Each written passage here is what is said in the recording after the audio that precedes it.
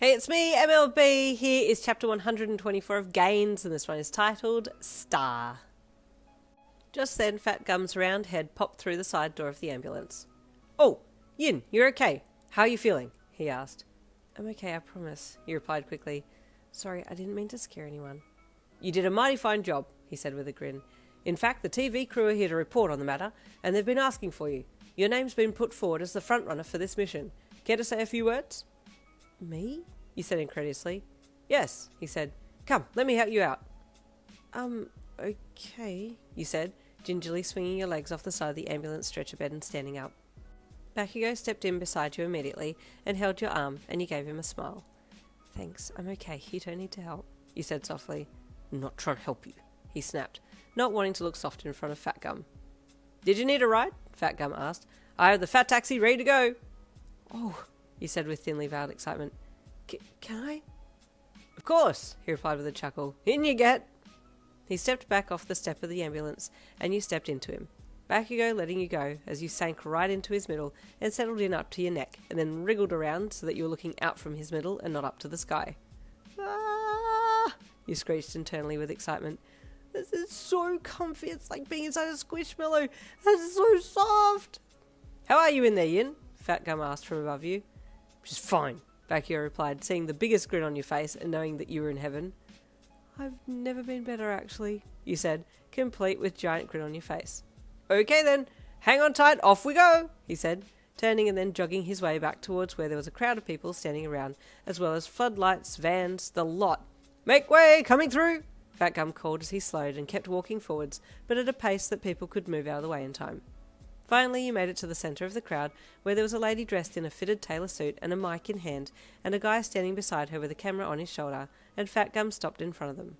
"Here she is, the star," he announced, and you just grinned at them, only a head poking out from his deliciously marshmallow middle. "Are you Yin?" the lady asked, fixing her hair. "That's me," he replied. "Could we have a few words?" she asked, turning to her cameraman and nodding. "Could you tell us about the mission?" Well, you said, still a little head at this point.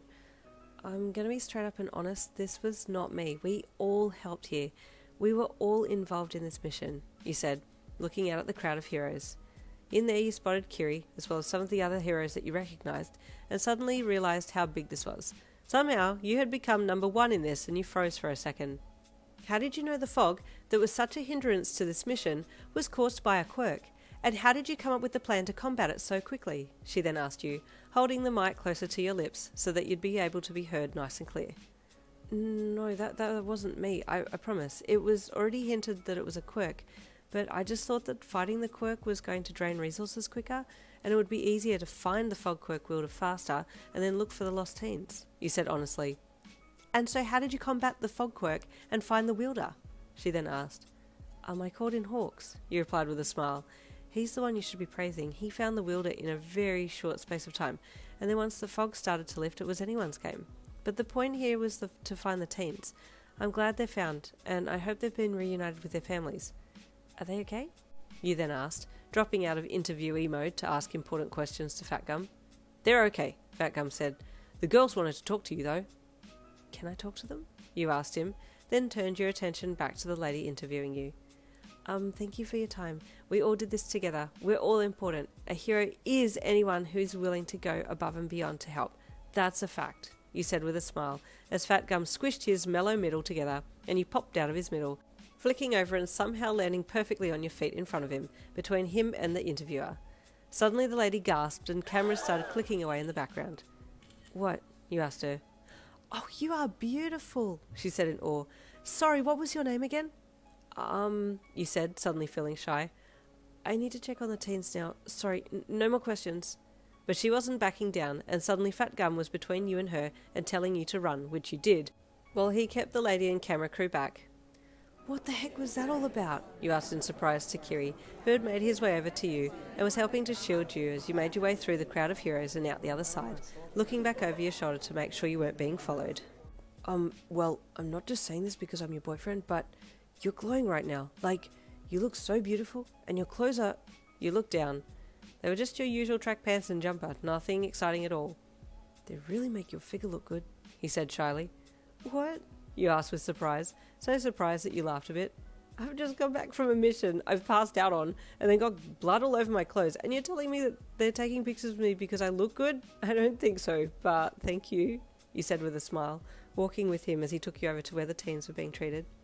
You could see many parents milling around, an ambulance, police, and some of the teens. Hey, Hannah called to you when she saw you and Kiri walking over.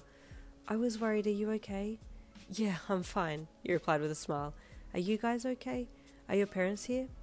Yeah, that's Mum and Dad, she said, pointing to her parents who were talking to the police. Okay, good. Did you ever work out what was going on? You asked curiously.